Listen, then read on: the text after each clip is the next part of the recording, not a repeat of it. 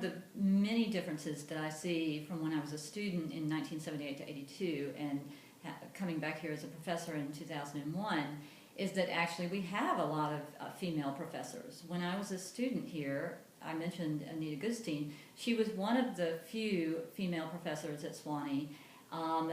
Yasmin Mahudin in the economics department was also here when I was here, but I actually went through Sewanee only having one female professor, and that was Jacqueline Schaefer in the French department. So now I think we're probably about 50-50. Oh, I knew you were going to ask the question of whether I was in a sorority at Sewanee, but you want me to tell the story of how I started the sorority at Sewanee.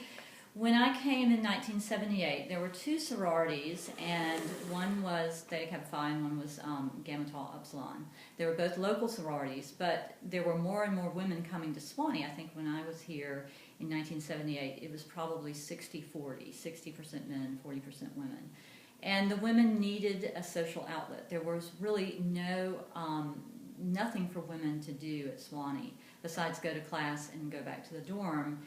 So the members of Theta Kappa Phi came to me and 4 other women who were in the freshman class and said, would you be willing to start a new sorority? And we thought, well, sure. So we started the sorority Theta Pi.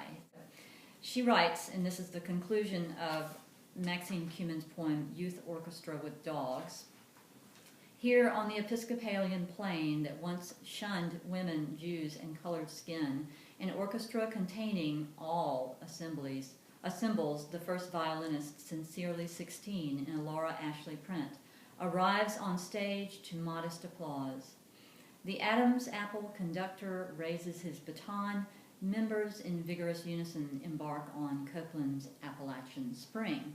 So what that brings up to me is this idea that sometimes places need to change.